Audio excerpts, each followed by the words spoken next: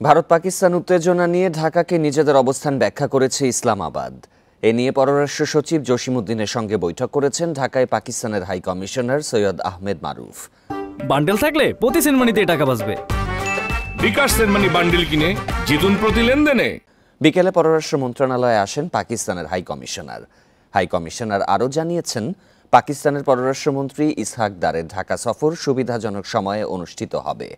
আলোচনা শেষে আহমেদ মারুফ জানান, এটি নিয়মিত বৈঠক। দ্বিপাক্ষিক নানা ইস্যুতে আলোচনা হয়েছে। বৈঠকের বিষয়ে পররাষ্ট্র মন্ত্রণালয় এক বিজ্ঞপ্তিতে জানায়, উভয় পক্ষই গঠনমূলক আলোচনা করেছে। পাকিস্তানের হাই কমিশনার আঞ্চলিক বিভিন্ন বিষয়ে পররাষ্ট্র সচিবকে অবহিত করেছেন।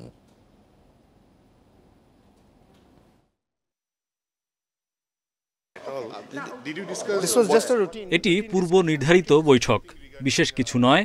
আমরা বিভিন্ন ইস্যুতে আলোচনা করেছি, এখানে উল্লেখ করার মতো কিছু নেই। আপনারা যা জানতে চাচ্ছেন তার থেকেও ভিন্ন ইস্যুতে আমাদের আলাপ হয়েছে।